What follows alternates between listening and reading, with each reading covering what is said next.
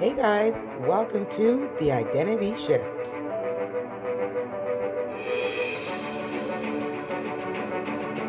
Good afternoon, everybody, and welcome back to another segment of The Identity Shift. And as you guys already know, I'm your girl, Tia Upshaw, but today I'm not going to be the host. Yes, you heard me right. I am not going to be the host today. Missy Searl is going to be the host, and I am going to just be the participant. I'm going to be the one questioned, I'm going to be the one interviewed, and I'm really excited that we decided to do this change, this reversal, to end our season one of Fuck Your 9 to 5. So, without further ado, Missy Searl, tell everybody about who you are, where you're from, just a little bit about Missy. Hi, Tia. I'm so glad that we get to do this. Your idea. I said, hey, I'm sitting here watching all of these great podcasts where you're the host and, you're taking people on television and you're still, I mean, I know you're not doing the interview on TV, but you're still hosting. So I was like, Tia, you need to be the guest. Yes. And, I was really excited that you were like, let's do it. And I'm glad to be here. For those of you who don't know me, I'm Missy Searl, and I am the provincial coordinator of Nurturing Strong African Nova Scotian Families parenting program here in Nova Scotia. Mm-hmm. I am also the executive director of a new non-for-profit called Period Equity Alliance Society. And I am a virtual consultant who likes to, spend her time working with wonderful entrepreneurs like Miss Tia Upshaw. Yes. As well as Yes. working with youth. I love working with Black youth and just, guiding people and just supporting them on their entrepreneurial journey. And as well, I'm a mom of 2, grandmother of 4. Can't forget that. Can't forget the 4 that, keep me going every day. And I, as well, am here in Nova Scotia. So I'm just going to get the ball rolling because that's enough about me. I want to jump right into you. I first off want to say I remember you walking into Mulgrave Park Family Resource Center about 5 years ago. We were doing Nurturing Strong, and you walked in and said, "Hey, I have some flyers. I'm going to be doing some entrepreneurial stuff with some ladies, and ladies, are if you're interested, please come back. Missy, I want to talk to you." And you had like your power suit on, the jeans, the whole bit. You were like rocking it, and you came through, you chatted, you dropped some flyers. You were like a whirlwind, and you were out the door. And I looked at Crystal and I was like, whoa, like this is amazing, like what is going on? So wow, here we are 5 years later, sitting Literally. here about to have this conversation.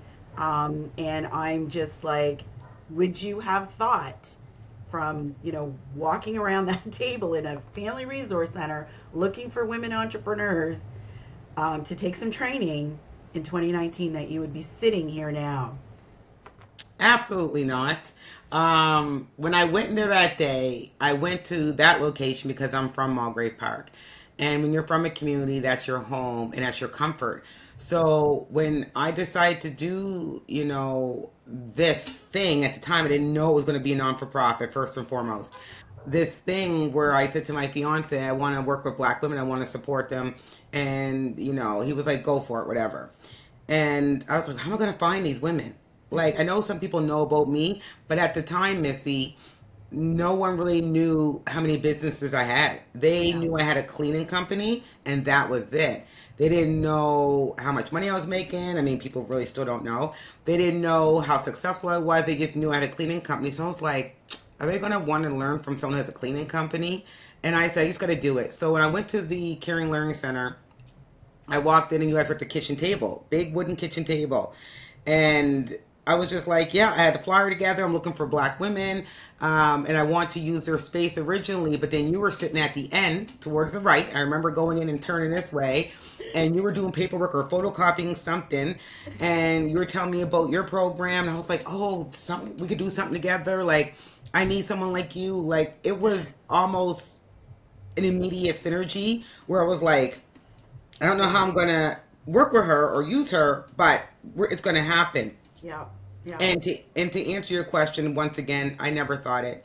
Um, when I look back, I remember the first 16-week startup program that I had. It was called Black Business Baddies, Yes. and I had to go. I would go into people's doors and saying, "Listen, I heard you braid hair. Come to this program. It's going to be downstairs in Mulberry Park. I'll feed you. Just please come out so I can work with you." And I think the first one I had like 7 people, Right. and I had to feed them, and like it was a whole thing. And I still didn't know really what I was doing when it comes to facilitation. I was taking what I knew as a business owner, but to really create the framework, I never had a goddamn clue. But what I was doing was setting the stage of where I'm at now, and I didn't even realize it. Right. Right. It's wild. Like, you know, from you walking through the door, having that quick conversation, and I, who was in that world, like worked with the Center for Entrepreneurship, Hmm. worked with workplace education. I was in this world, and I'm like looking at you, who are basically a civilian in that world, and all of a sudden you are gonna, you know, wrap that bow around it, tie it Yeah. in a knot, and just go with it. And I mean, you know, looking at your career, like you said, you know, you started with your business of housekeeping, and you've just evolved and evolved. Like you're a serial entrepreneur. So plus your personal, you know, your personal journey, your personal story. Yeah. What key moments do you feel led to where you are actually at today? Like what stands out to you? What stands out to me that led me to where I'm at today? That's a really good and a big question, but thanks for asking. Put me on the spot where I have to think about it. I think the biggest would be that two things. I never want to feel like I felt in 2012, 2013, where I was just broken financially, spiritually, mentally. I was broken as a black woman. That's number one. Never want to feel like that again. Number two, the support, should I say support, or the persistent pushing of my fiance. And he'll tell anybody, boy, she's hard headed, she's defiant. Anything I say, she goes against the grain. But when she realizes that it's a good idea, she goes with it. There's a lot of my business decisions that I willingly didn't make, that he had to push me to say, yes, you can do it. Yes, you can scale. Yes, you can get employees. Yes, like, when did we start doubting you? When did you start doubting yourself? I remember one day he said, Tia, did you forget that you bring the fucking table? Yeah, You don't bring a chair to it, you bring the table. the table, Um, so a the lot of glasses, it, the plates. oh my goodness. And like I tell people, he's my biggest cheerleader. Yes. In spaces I'm not even in, he'll cheer me on. And then finding my tribe, finding a tribe around you that genuinely want to see you win has been amazing. I mean, it took me years to cultivate that, because sometimes when you're popping and you're out there, everybody wants to be around you, right? Hmm. And they're around you for the wrong reasons. And when you start finding your tribe, like you, Bernadette, Sylvia Paris, Jay Fisher, Fanny, like there's certain people that generally want to see me win, and that I literally stick around. You That's really seldomly won't see me branch out too much anymore. I keep my head down and toes to the ground and keep everything close to me, because not everybody wants to see you win. Some people want to see you do good, but not better than them. well, as we talk about winning, we also, you know, we also have to think about the other side of that, not losing, but challenges, right? It is. It is. So, It's hard. so what challenges did you face? I will say challenges. There's a few different levels to challenges, Missy, because people think that being successful is easy. It's not. When you hit success, there's a whole nother bag of bones that open up. There's a whole nother level of stress. There's a whole another level of, you have to always show up. You can't fail. You always have to be, on guard at your highest point, because everybody's watching you. Yes. That those things are very hard to deal with. I'm still dealing with it now to this day, where I'm only human, so I tell people I'm going to make mistakes, but it's uncomfortable sometimes that there's this hierarchy that people have for me, and I'm just like, yo, I'm just a girl from the hood. Like, yes, I keep it real and I'm authentic, but Right. I'm not perfect. And I'm not a perfect business owner. I do not have an MBA, not yet. There's no degree that comes with me. I'm just Mhm. me. Yeah. So when people hold me to this high standard, some people would think it's, oh, must feel so good that people, want to have you here and want to have you there. And sometimes it's a lot of stress. It's a lot of, I don't know, pressure Yeah. to always show up.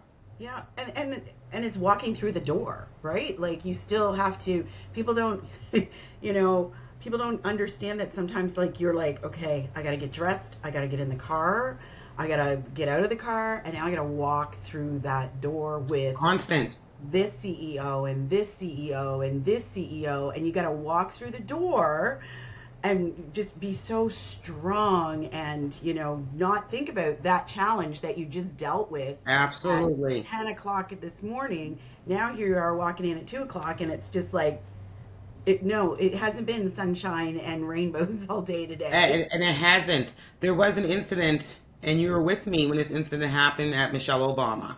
I received an email that wasn't so good at like 4 o'clock in the afternoon. And I opened it because, as people know, I open all my emails. I do not make people wait. So I opened it right before I was meeting you and to go to see Michelle Obama here in Halifax, October 2023.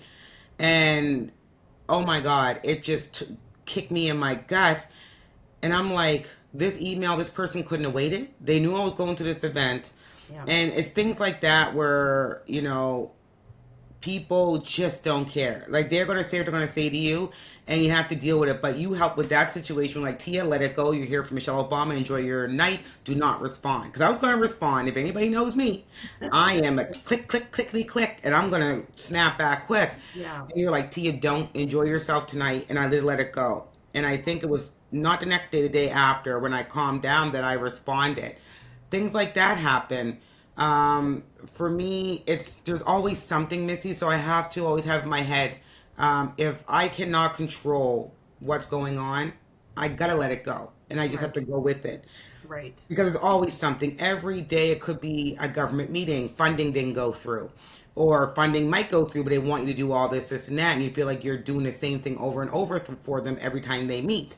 Right. Or someone who you work with through your 16-week startup is upset with you and they're blaming you for the fact that their business is not succeeding, and Hmm. they're saying things to you on social media. There's so many elements to my life, or even a personal thing. My 17-year-old daughter, she's 17, so that age, she could hate me that day because of something I did wrong or I breathed wrong. So I'm dealing with, a child that's mad with me, but I Yeah. still have to show up and facilitate a program Yeah. and be happy and grinny.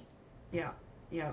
So like, when you look at those challenges and some of those hurdles and hoops that you've been dealing with, um, how do you stay motivated? Like how do you, sit in front of me right now with your hair did and your makeup on and Yes. Honestly, I love what I do. I love the impact, regardless of how many people will say bad things about me or something I didn't do right. Like there could be 10 people saying something bad, but there's like 70 saying something great. So it's the impact I like seeing. I love seeing women, black women, feel better than they did yesterday. Seeing them Yeah. start a business, scale a business. I love seeing it. I don't want to ever be who I was, 10 years ago. I never want to have a feeling where I can't buy my kids, I was saying this to someone the other day, that I remember that it was Christmas, well, winter time, November, December, and I couldn't get any of my children's snowsuits. But I had to wait for Christmas or the 24th, 23rd of December because St. Vincent de Paul was dropping off a Christmas box to me. And Right. this was just in 2011, 2012. Um, And you it's know, give them all my kids bus pass, like my two oldest bus passes. I couldn't do it. So I had to look at who went to school the furthest. And then the rest of us would walk. Going to the food banks, just waiting for a child tax benefit, taking my income statement on the 18th to the welfare building. All that, right. if I Right. can make a decision not to have to go back and go into. So I would say a lot of it has been, my struggle has motivated me to keep going forward. Well, and Tia, think about it. That's just a decade ago. That is literally, Missy. Every time I think about it, like I literally can remember so many things. My power being cut off, and my next door neighbor in the building letting me run extension cords over. Um, oh God, not paying rent to buy a vehicle because I need to deliver newspapers. Not paying rent for a month, and then trying Right. to play catch up for that. They're just and I don't even my kids, my older kids, they can say they remember. My youngest one doesn't remember a lot of it, Yeah. and they remember a lot, like eating the same meal for 2 and 3 days, eating Mm-hmm. pork chops and cream mushroom soup and rice, white rice, Yeah. not Ben's white rice, minute Yeah. rice. Yeah. And pork chops back then for a pack of 6 or 7 was like $6. It was easy meal. Kraft dinner with hamburger was stretch out.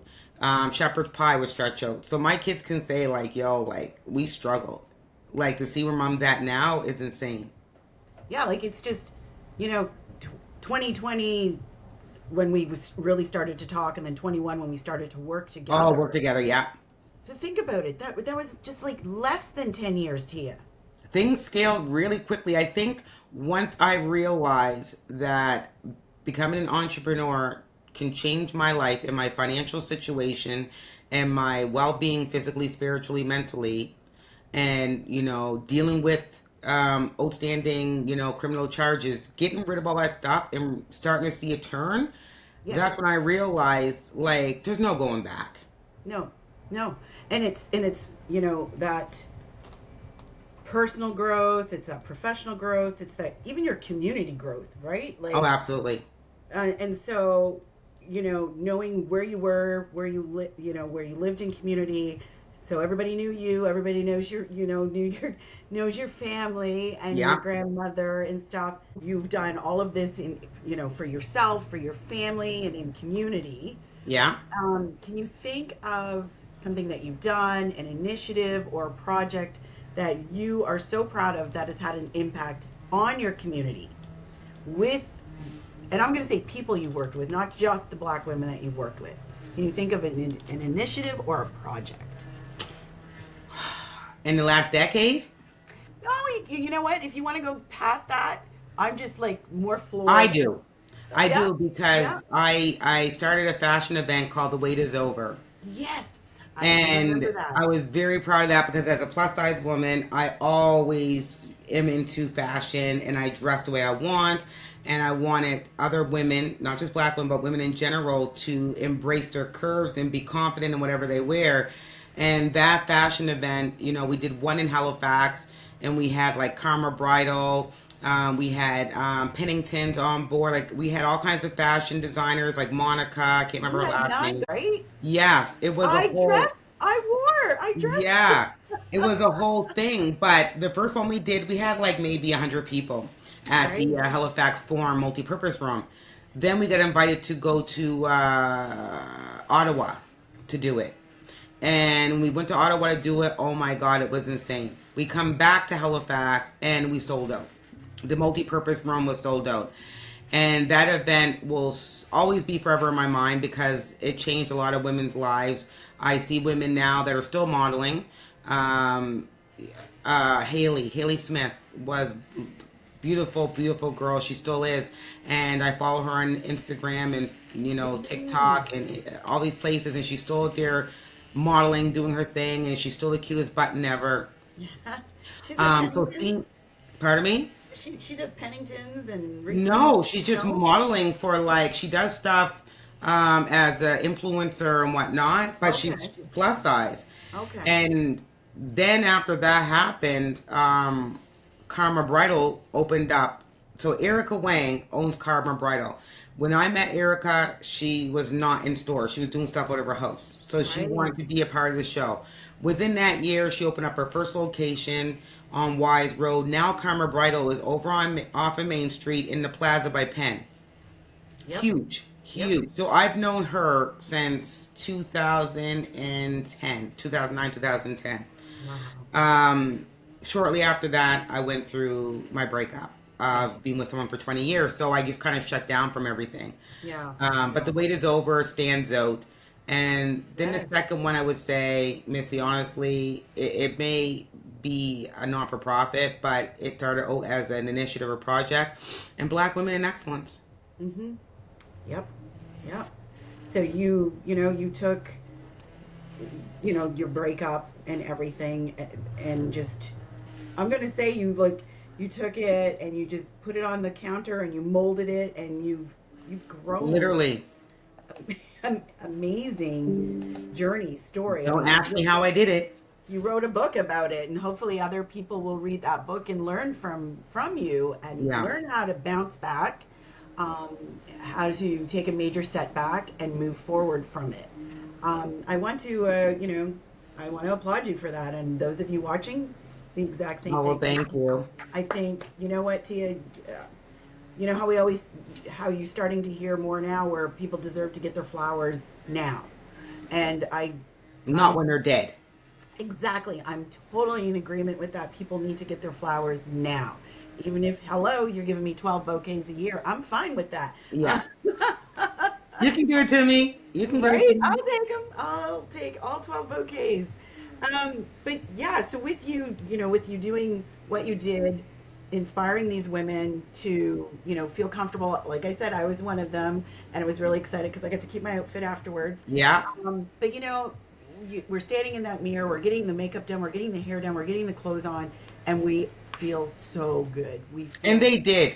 right. When I watched them, even though I was like crazy, and shout out to Lakita Wiggins. Lakita was my head hairstylist at the time at a salon I owned called the Makeup Bar. And it was basically me and Kita who put this together, like right from the ground up. But Kita got to really experience the women more than I did. Because as most people know, I don't have patience and I'm not generally like a people person to work with someone and be like calm and compassionate, but Lakita is.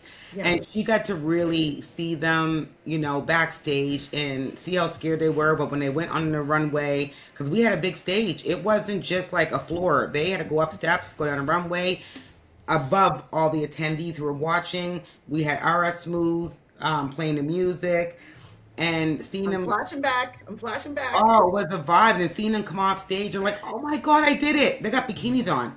Yeah. There's not a lot of plus size women that can confidently wear a bikini, but they had corsets, bikinis, cat suits, like wedding gowns, I'm on designer vacation pieces. wear. Yeah, it was great. And, again, no, a great event like that, you're going to have people that are going to talk bad about you and say you did bad things. So, you get to go with the bad. Yeah. Yeah. I mean, let alone the fact that you just made all of us who walked on that stage feel effing good. Real good. Like we felt so good. And I literally, like, I wore vacation wear and went on vacation the next day. Like it was kind of funny. It's the whole vibe. It was fabulous. So, supporting women from the runway to now supporting women on their entrepreneurial journey, how are you now approaching that support and that mentoring role with all of these new aspiring entrepreneurs? And I'll take back new, because some of them have been entrepreneurs and just didn't know it. Absolutely. You I know? was gonna say that a lot of them were entrepreneurs, didn't know it. I would say taking it. I'm just taking it. Now, with that being said, when I started Black Women in Excellence, I wouldn't have ever thought I was going to be a mentor, if I was going to be a coach. I just want to facilitate one 16 weeks program, because I knew it took 16 weeks, 2 hours a week for 16 weeks to really embed the foundations of starting a business, from idea to execution. That's what I knew. And through that, I am going on cohort number 14 in less than 4 years.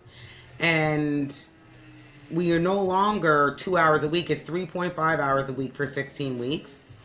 And the curriculum is much different, much harder, much structured than it was. I laugh because I wish I could find a binder. I was going to say, do you remember what that first, I think maybe your third, I might have been working with someone with the third cohort. And then I was working with somebody just recently and saw and I was like, like totally different. It has changed. Like I'm going to have to ask Bernadette that she still have the binder. We had a binder in the beginning. Now we have, Google Docs. Yeah. And links and videos, and it is a structured from week 1 to week 15 structured business development. That's what it Yeah, basically is. yeah, yeah. Never It, would have thought. it's amazing. It's amazing. And I mean, taking those mentoring skills and all of that, you've now have staff.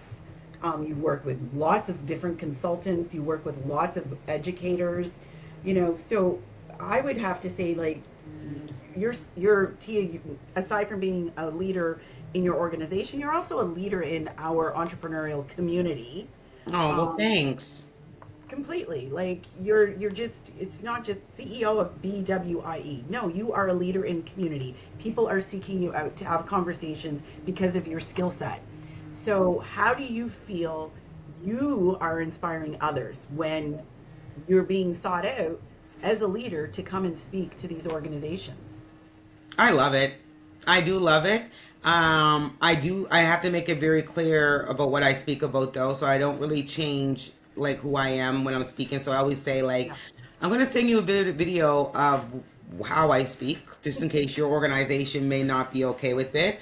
Um, Everybody wants Tia until Tia's there, and then they're like, "Holy shit!" Oh God. So I won't change who I am. I can clean it up, and I can, be professional, still with a crop top on, and a blazer, and heels and jeans. I can still do that, but it does feel damn good that people notice and can credit me now to say, "Oh, we're gonna pay you 10 grand to, keynote speak this." Or we're going to pay you to come facilitate, a few different workshops. We'll give you $7,000 to do a few workshops over a period of 4 hours. Yeah. That feels great. But I will say, going into that part didn't come easy. So that part came unexpectedly. Yeah. You get asked once to do something for free, then people make it a habit of always asking you to do it for free, right? That's right. But I always said, I'm going to do it for free because I know what my mission was. I always am strategic about everything I do.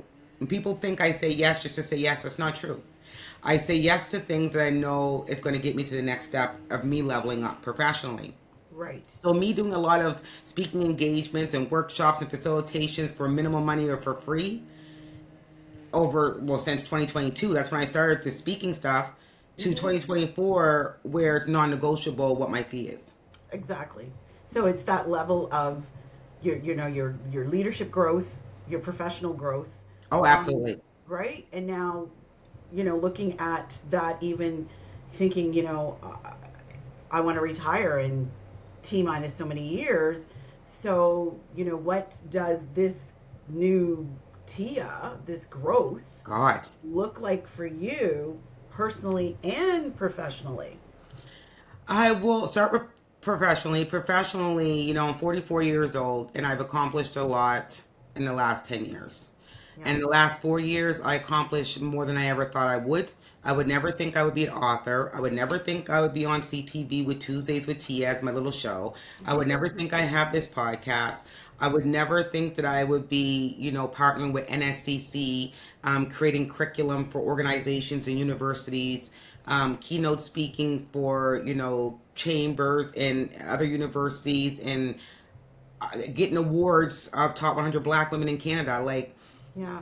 Yeah. no, the Nova Scotia, Burnley Rocky Jones Award. I remember when they called me, I was like, "Is this a prank?" Like I couldn't even believe it. I was like, "Who nominated me for that?" And he Right. was like, "Well, we don't tell you, but take the nomination. You won. Like, take it." And Yeah. I was like, "Can I call you back?" And I just wanted to call him back to make sure it wasn't a scam. And it wasn't. It was when they answered, it was Nova Scotia Human Rights Commission. So But that's the thing, right? Because internally, like, we don't think our, like, did we have that much professional growth? Like, is somebody really because we're looking at? just doing it. We're just Yeah. head down and always doing, doing, doing Yeah. without really, stopping and enjoying and showing gratitude for where you're at. You don't really do that too often. Yeah. So going through all that stuff professionally, I don't know where I'm going to be. I know I'm not going to be where I'm at today. And, Heck no, you're on a you've rebranded. I You have rebranded, and I'm really happy with the rebrand. Yeah. BWIE, because I'm the CEO of it, has grown so much in, We're coming up to our first ever AGM in September, which would be this month. God, that came quick. It's crazy. And that's amazing because I'm looking to, really elevate Black women excellence on a professional note, elevate it to having, an entrepreneurship hub with childcare, with mental health and wellness professionals, to having lawyers, intellectual property lawyers, just a whole different bunch of people running around there day to day. But it's truly going to be intentional about creating space for entrepreneurs that are Black women in Atlanta, Canada. And I want to dominate Atlanta, Canada, to be quite honest, with regards to being a Black woman entrepreneur, a Black woman leader in the entrepreneurship ecosystem. I know how to start a business, I know how to scale a business, and I definitely know how to kind of sell off a business or pass one down. Yeah.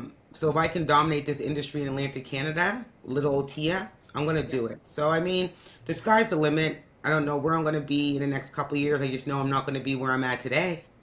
Well, as you're doing all of that, though, like you're, juggling businesses and podcasts and Tia, Yeah. right? You're juggling all of that. How are you managing that? How are you managing I that? used to say I'll sleep when I'm dead. But in the last 2 years, I really honed in on creating boundaries. Yeah. So for me, like someone couldn't call me on a Friday and say, "Oh, let's go to supper tonight. It's 2 o'clock. Yeah. Let's go to supper at 6." I'd be like, I can't. It may sound bougie, but I'd be like, my schedule won't allow it. No. And there are lots of boundaries around certain things. If I'm scheduled to do podcast all day on Wednesdays, there's no other meetings being booked. Yeah. If I'm a facilitator for workplace education too for the province of Nova Scotia, and I'm about to go into 3 different facilitations for 3 different organizations over the next 10 weeks. Those dates are non-negotiable. I'm not going to switch up something to meet someone's meeting Yeah. or something. Yeah. As everybody knows, who are in my personal life, Wednesdays, Fridays, and Sundays is my fiance's time. Yeah. That is non-negotiable. I will not change that. Yeah. The only time that is changed is if I literally am speaking somewhere out of the city or province, Right. or there's an event like a big gala that I literally need to be there. Right. Other than that, I'm not missing that time. And of course, when he's in Jamaica, I don't get that time. So do you have like a strategy where you've actually how you? Yeah, everything's in my phone. Like I literally have Google Calendar that I use, and I use Calendly. Calendly is synced to all my calendars. My BWIE one, my personal one. It is Tia Upshaw's personal brand one, podcast, NCTV. All the calendars are all linked. So I keep everything straight with that. But literally, Missy, if someone said, if Zaria says, "Mom, I need you to pick up something for school," I'll put it right in my calendar and it will Yeah. send me an alert. Yeah. I live by my calendar and I'm structured. So I don't go to the parties, I don't go to the clubs, I don't go to all these things. Yeah. I literally am about my success, finally, taking care of myself. And most people would say, "Oh, you're going to burn out." No, I'm not going to burn out. I was living a life where I was on poles, I was, in the clubs, I was doing everything. I already had the fast life. I was a mom by the time I was 14 of one. By the time I was 17, that one child, he was almost 3 years old, and I had my next one at 17. Right.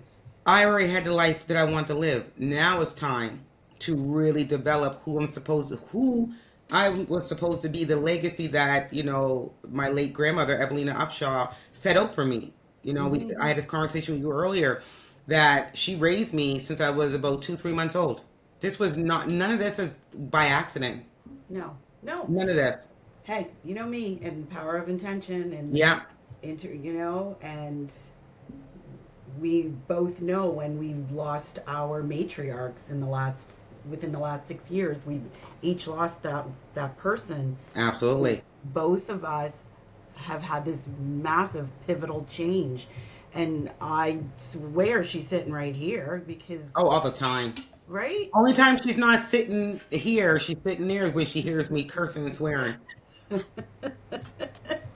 But I believe in that, and I believe like that kind of that is a self-care thing. That is a mental health thing. that is pushing us forward is these two very strong women. They were. They Yeah, were. And we're able to now live what they left off, we get to live it. And we have exactly. to, make the best of it. And when someone compares me to my grandmother, I'm like, those are big shoes to fill. Hmm. But if I can be 25% of who she was before she left this earth, if I can be that person before I leave this earth, I'll be Yeah. happy. So thinking about that, looking Wow. ahead, um, what kind of goals do you have? What are some of your long-term goals? Some of your aspirations? Building, I don't know, building a cottage in Tatamagouche, or you Well, know, long-term goals, first and foremost, if it's as a personal, yeah, because personal I'll go and back to the career. personal, Yeah, I have to make it a priority to finally do my wedding because I've been engaged for a while. So that has to be a priority you that want to get my, in town to lose a little weight too, so so I can oh, well, wear girl, a dress. literally. So I have to, and so does my fiance. We have to make a priority on that Yeah, because we're doing so well, financially, mentally, spiritually as a couple. yeah. We're really doing good, and we have to make that a priority. You two Now, are pretty special together, I have to say. oh, he is the yin to my yang because I'm Love it. crazy and he's not. Yeah, I'm crazy and he's not. He yeah, keeps me grounded. When people see us together, they're like, I can see why this works. Cause yeah, I'm psycho and he's just like pull me back like T, there's no need to act that way. yeah, If yeah. anybody knew him, they'd be like, how the hell did you fall in love with her? Like Ditto. like They say the same about Stu. I know, like what the heck? But I think people meet when they're supposed to meet. I Yeah, wasn't looking, and he wasn't looking. yeah, And even when we first met, it wasn't like, oh my god, like he loved me at first sight or anything like that. Now me, I was like, he fine, like but it wasn't a thing. It took a few months for him to even have a decent conversation with me because remember, I yeah. was unruly. I was out there. So for him, he's just like, Damn. what is wrong with this woman? But thank God that I found him when I did because literally he has, like I keep saying it, but he literally has been a big reason of the growth I've had personally, Hmm. as just a woman in general. Yeah, yeah, But aspirations, of course, I want to, buy a cottage on the water. I was thinking about an RV last year, and he's like, no, no yeah, RV. yeah. But a cottage by the water. In the next 3 to 5, I want to live down in the rural communities. I do not want to be in the city. I want, Honey, we were talking about that this weekend. yeah, that's where I want Yeah, to be. And yeah, professionally, like I said, I want to dominate Atlantic Canada. I want to be the sought after person when it comes to keynote speaking. right. I want to have my own TV show. Yeah, I do.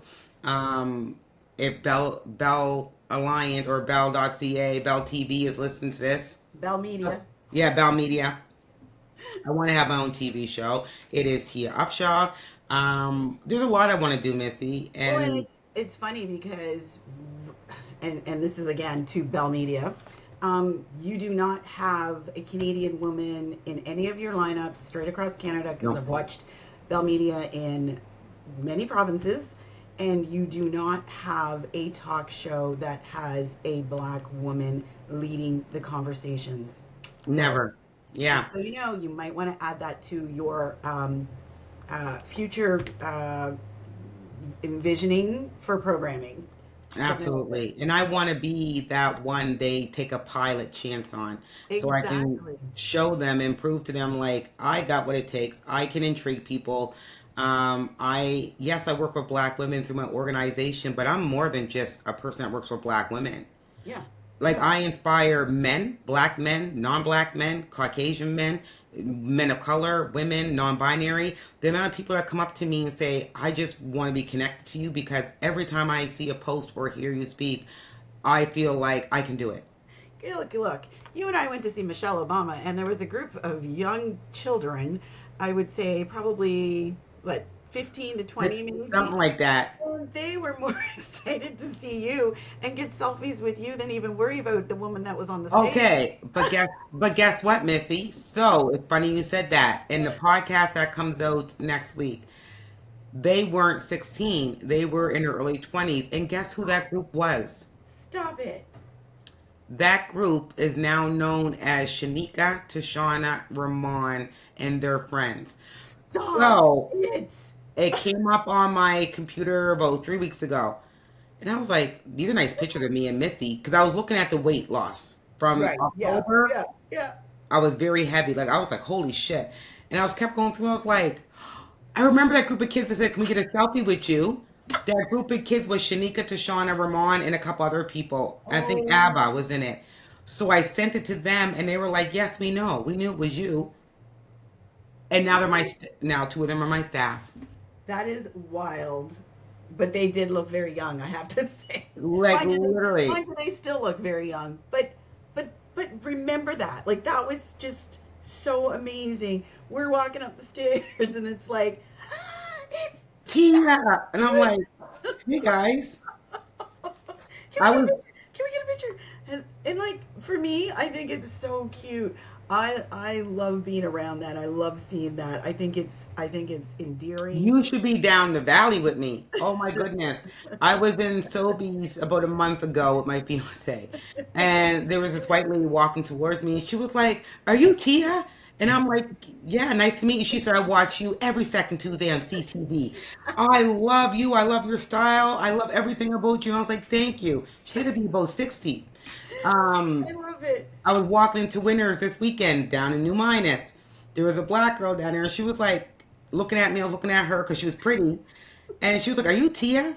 And I'm Oh my like, gosh. "Yeah, what's up?" And she was like, "My sister just finished your cohort. When's the next one registering?" Oh I get my it all the gosh. time, Missy, I and love it. it's not just black people. It's the Yes. impact is straight across the board. Um, and I've made some great relationships over the last 4 years, especially, within the rural community. Made some great Which is connections, great huge. relationships that people will do for Tia. If I need them, they always show up. Which is huge. In the, like, we think of entrepreneurs and we think of Nova Scotia. We're always going to be thinking of Central. We're always going to be thinking of working in Halifax, which is why it's so great that you have put your training virtually so that black women straight across the country, can do this training. If you live outside of Halifax and you can't drive into a course on a Wednesday night at 5:30 in the afternoon, Absolutely. Come on Zoom.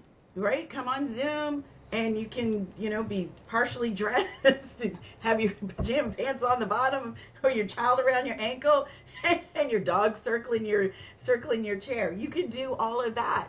And so this is a cool legacy for you to leave because having worked in the entrepreneurship and the workplace education space for, oh my gosh, 8 years, we required people to always be in the space. There was no virtual. There was No.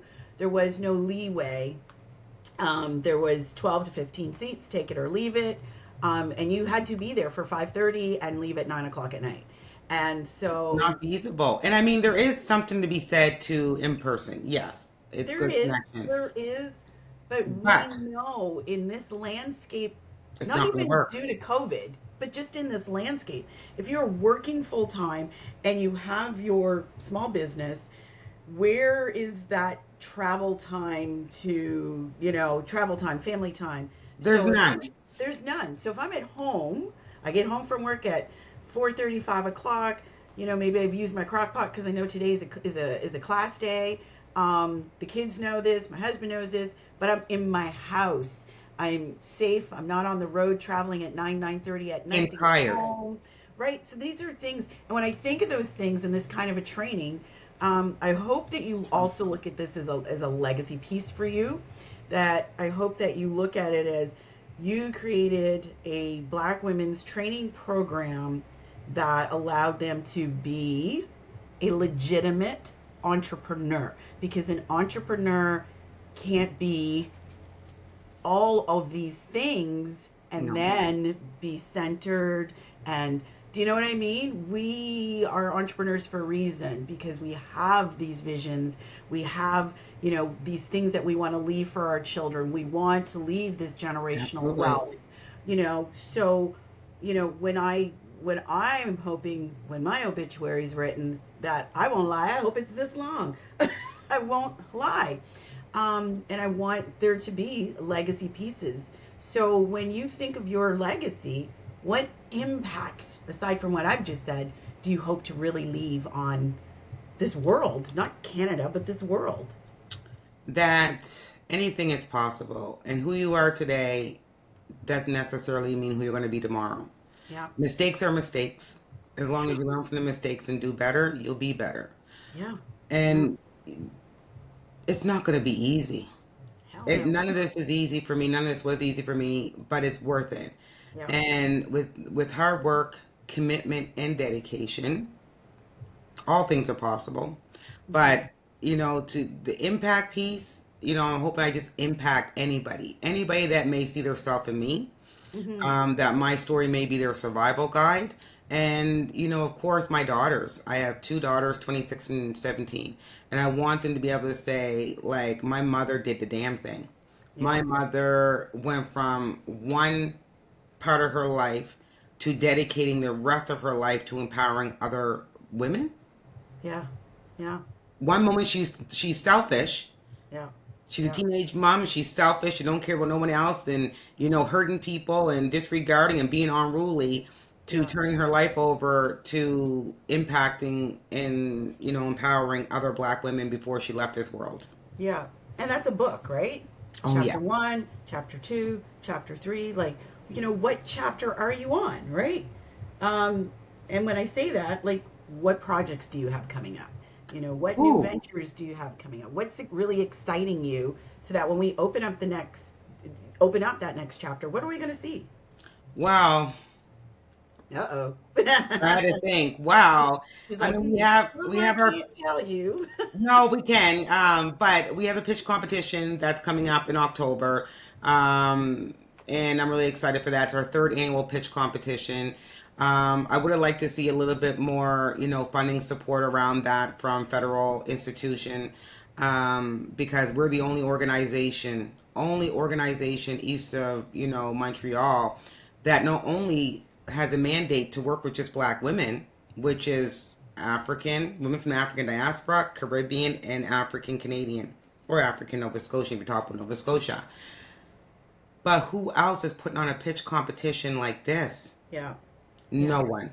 No No one. one besides Black women in action. So that part, And speaking to that though, Tia, here you have, like, every time this comes around, women reaching out from other parts of Canada. it's Literally, all the time. We had to tell a lot of people, Missy, you know that because you get the applications yeah, that are from Toronto and other places. Like, it's not worth it for you to drive down here because you have to come down twice.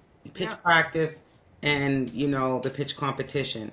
So, I mean, I hope this, year 4 that we're able to capture attention of financial institutions as banks and yeah, have them come on and take it on as a project. Um, so we'll see what happens with that. But the third one's coming. Really excited for it. We have our AGM that's happening. By the time this podcast is out, our AGM will be happening the next day. excited. So really excited for that. It's our first AGM report to community where we're going to be very transparent about all our funding, all our partnerships, where the money went, how many people we've impacted, not at a glance, but in No, detail. So yeah, myself and my team have been going through every registration with the data, to grab data and pull it out. Every workshop, every pop-up event, everything that BWIE has done in 4 years, we're going through all of it now to pull data out. but remember, you have always did a report, Yeah, which this is different. but So this we is have, this this is is going to be another different. evolution, right? Yeah, this is going to be different because we have our new promo video coming out that day. Right? We have a lot of new announcements coming out that day too. Um, got our next 16-week startup cohort 14 starts October 15th. We're looking to start 2 new projects. We're just waiting on funding for this, but 2 new product projects. One is a program to transition international Black women students from post-secondary education into employment or self-employment, with a mentorship attached onto that and wage subsidies. The other one would be to transition Black women who are being incarcerated. If they have 90 days left on their sentence, we want to make connections with them before they're integrated back into community I to love it. give them the foundation of this is what you need to do, because I was a Black woman incarcerated many times and I know how you can reoffend, and very easily you reoffend. Not every person coming to jail wants to work a job that takes criminal people with criminal records, because those jobs are bullshit. You're undervalued, you're underpaid, and you don't like it, which means you're not going to stay there long, which means you're going to reoffend, which means you're going to do what? Breach, and you're right back in. Right I back want to in. get them 90 days before they're about to be released, and then work with them through, a 40-week program, like a SEBI, like where, what's it called, self-employment benefit program. Yep. So we're looking to get this out by 2025, 2026. Love it. Love And it. by the time this podcast is out, we'll have our first office space. So we're going to be located at 2099 Gottingen Street in Suite 312 and 308. So Yay. really excited about that. I love it. I love it.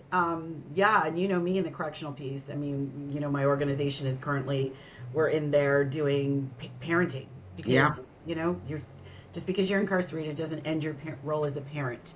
And so we're in there supporting parents, and I love, because I know that a lot of them, when they're shared some of their stories, a lot of them were entrepreneurs.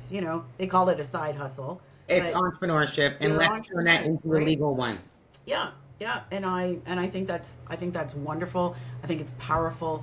And to just kind of have a little snicker, we ordered some books to give to the girls for Christmas presents, and a couple of them were yours, and they were like arm wrestling over Oh, getting your books. So that was pretty awesome, and I love that because they even knew who you were, Tia. I know Tia. I know who Tia is. well, most of them would know me just because we're from the street. So who Yeah, I am now is not who I always was. yeah, And that's the beauty of it, is yeah. that they can look and say, I remember when I did time with Tia. Oh my God, I remember her. She's doing what now? I get it all the time when people see me, on CTV. Yeah, yeah. Wow, girl. Like, I can't believe. I have friends of mine that will say, like, no disrespect, even though it really is shade, but no disrespect. Like, I can't even believe how far you came. Yeah, Like, girl, you arrived. I said, oh, I haven't arrived yet. I haven't arrived yet. You guys thought 2023 and 2024 was something else. Wait till 2025 comes. yeah. You're still going up that staircase. I'm still going up. You're still going up. So when you think back and you reflect on this journey of yours, like these people who are, reminding you of your journey, what is one piece of advice that you would give to your younger self? I always love asking this one. Or someone like you just starting on their entrepreneurial path. Hmm. What advice would I give? To your younger self or Do some. not watch other people. Yes. Concentrate on what you're doing right and wrong. Do not watch other people. Yeah. Because that was, for me, when I came into the entrepreneurship landscape, that's what I was doing. Watching other organizations and worrying about what they were doing. I had someone that I work with from the bank space take me out for lunch about a month ago now. And then someone else I had a meeting from the banks, another bank space last week. And they both said the same thing, say the same thing to me, like, Tia, you've changed. And since Christmas, the evolution of you has taken a new direction, and we're all noticing it. We love it because I'm no longer watching other people. Other I people. am watching what I do right and wrong, Yeah. and making sure I'm the best at what I do, because Yeah. no one else can do what I can do. No one else can be Tia. No, I can't be them.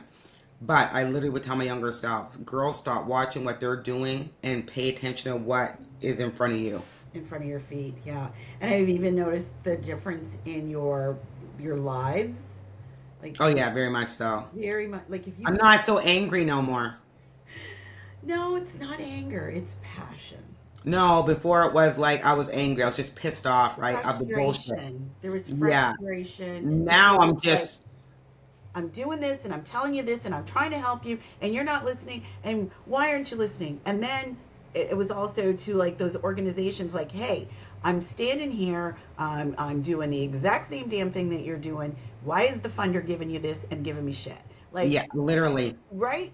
I didn't sense so much anger as frustration, disappointment. We live in this province of, less than 30,000 people of African descent. Mm-hmm. And if you give money to a couple of organizations who work with a fraction of those 30,000 people, and then you give peanuts to one organization that works with a large part of that Fraction. 30,000, Yeah, that 30,000. of which is all black women. So, Yeah. like, how many cohorts are you on now? Like 14? 14. 14 full, 14 that done by myself.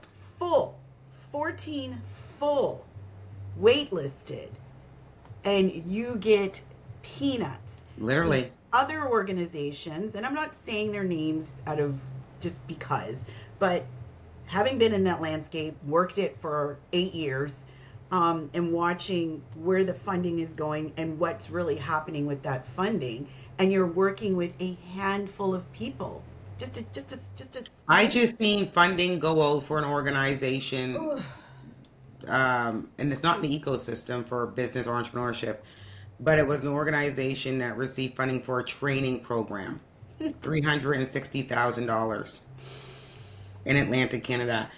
And I'm like, I'm running a 16-week startup on $62,000. $62,000. $62,000.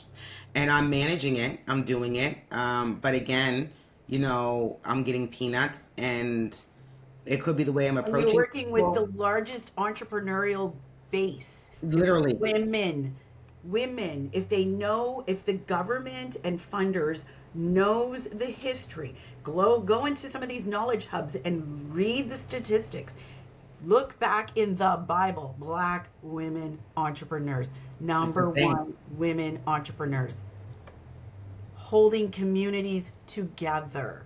Why would you not fund that training, support those programs? I don't understand it. It shouldn't be the soapbox that I'm standing on at the moment, but it's very frustrating. I mean, I've walked into two of these organizations and asked for funding and been turned down from both of them. Hello. And yet, I can't get that same funding to ensure that you get it. As an all black women organization, Imagine. I cannot get that funding so that I can make sure black women from the communities that I'm in are able to access it. And I will say that there's sometimes a little bias around what black person. Is it a person of color?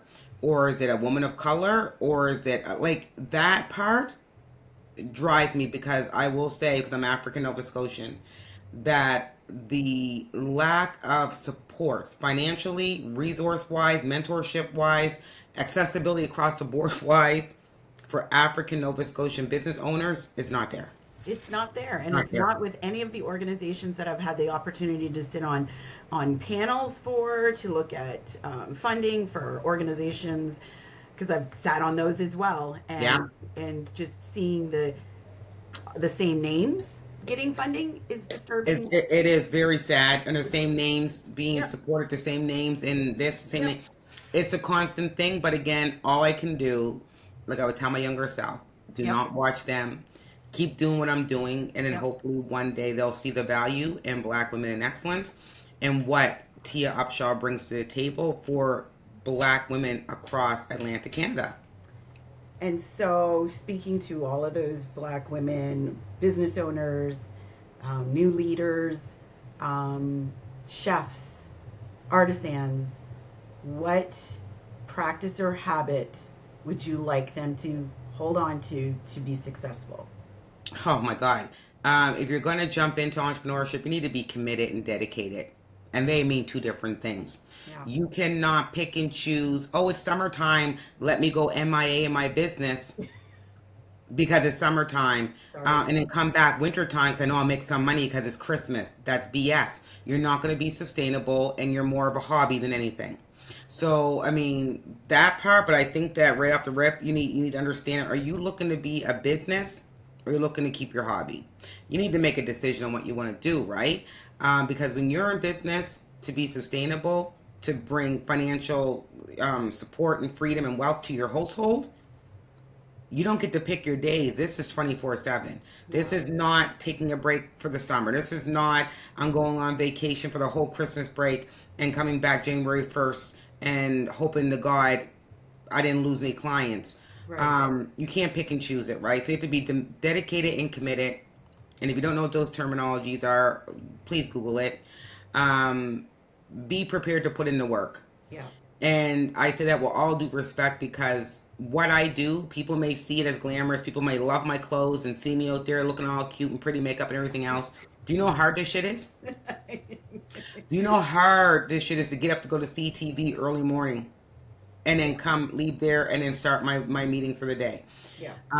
It is hard to work all Or, day or long. even putting a meeting right after because you're And I already on the do. road, And I do it all the time. right? Or working all day, going home, getting in the shower, and going to a gala because they want you there. Yeah. This is may look beautiful to people, but there's a lot of stuff I missed out on with my children, events, just sitting at home, spending time with them, things like that. I remember Christmases, waking up, making sure my kids had their gifts, did the breakfast for them, and then I would get up and go clean Airbnbs because that I had a Airbnbs don't stop because it's Christmas Day Nope. or New Year's Day. So Somebody I else was might be checking still, in. yeah, someone else checking in. So I was still working. I was working Easter. I was working Good Friday. I was working constantly. But that small cleaning company that I started, my oldest daughter now owns. It's wild. Generational wealth. She actually owns it. Like I was able to pass it down to her. And I would And never thought either. From dollar store supplies, wow. delivering newspapers to put the money back into the business, and now she owns it at 26. In 10 years, I was able to scale it.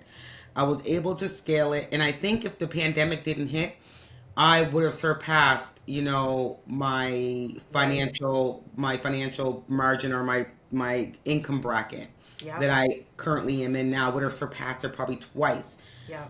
because that business was out of control. Like You I had was so much doing, staff. It was wild. we had so many we had 37 Airbnbs at one point, 37 of them, and that's just Airbnbs. The commercial we had 16 commercial contracts. Then we had 87 residential clients. The Wow. business was businessing. The Wow. business was businessing. But in order to do all that, Missy, there's a lot of life that I had to miss out. Oh, for sure. And even, having a fiance, people are like, how does it work? Like, your fiance doesn't live here, he lives, an hour away. We make sure every Friday night for the last 10 years, when he's in Canada from April to November, every Friday night is date night. Yes. Yes. That is our date night. If it's going out for an ice cream, if it's going out to supper, if It was it's chilling on the me his deck, time. feeding the goat. We can go to Subway and sit there at the table and eat a 6-inch steak and cheese. That's what I get. And just talk or go to, feed the goat or Yeah. it's our date night. Yeah. Sundays, it's our chill day to regroup to figure out what we're going to do for the following week. Here comes But the every music. decision I make, business and personal, is made with him and Yeah. vice versa. Yeah. And that's why we're able to make this work. And he's not jealous about what I'm doing. Yeah. He's not that man who's like, oh, I don't want her out there doing this. You're going to this event. You're on TV. He is proud when someone stops us and they're like, oh my God, are you Tia? And he just smiles. He just looks at me and smiles. Like, he is like the biggest cheerleader. I think it's fabulous. I love it. I love it. All right. We've had like the best conversation. And it's funny because even though we have phone calls and we talk and stuff, we don't get to talk about this because we're always talking business. We're A talking, business. right? Always business. Right? We try to fit in that personal stuff for a little bit, but we know we got work to do. So we don't really get to have this conversation and some of those questions that I did get to ask you today are probably some that have been percolating for a while. And I'm like, do I ask Oh, her let me just ask her. that? So thank you so much. But before you go, I want you to leave your listeners with a message of the importance of perseverance and following their passion. Absolutely. First of all, to following your passion. We all have a passion, guys, and whatever is touching your shoulder or whispering in your ear, go with it. Listen to it. Don't ignore the voice. Don't ignore the touch because it will keep coming back. And you can have this beautiful 9 to 5 with great benefits, but you're always, if you have that voice, you have to really stop and listen to it because if not, you will have a regret of what could have been. Mm-hmm. Mm-hmm. So that's first. Perseverance, there's going to be times you want to give up. I just said last week, I was like, oh, this is bullshit. This is bullshit. Throw I it away. can't even. I am so tired of the bullshit and the bureaucracy and the politics and all of it. So there's going to be times you're going to want to give up, but you can't. We cannot throw the white towel in. There's not enough of women in general in our industries as entrepreneurs, as leaders, as keynote speakers, as facilitators. Yeah. We just have to, have the faith that it's going to get better because it does get better. Yeah. It does. But with every setback, it's going to be a double comeback. So you have to be, resilient enough to say, shit, but I ain't giving up yet. So you just can't give up. And find your tribe around you that won't allow you to give up, that you can vent to. I don't mean family and friends because it could go two ways. Family and friends could tell you everything you want to hear, Yep. or they're going to be so depressing, they're going to tell you stuff 'cause they want you to give up. They don't want to see the best in you. Yep. Find like-minded, what do you call it, entrepreneurs. Yep. Entrepreneurs, other women that are looking to set goals and vent to them and get their opinions. But just, be prepared to put the work in, you guys, because the shit is not easy. Success is not easy. It's tiring, but it is so worth it. Like where I'm at now, I'm very pleased.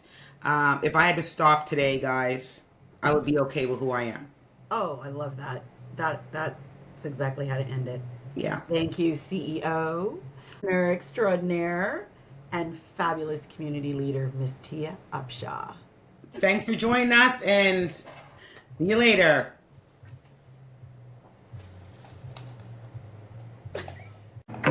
Thank you for listening to Identity Shift. See everybody next week.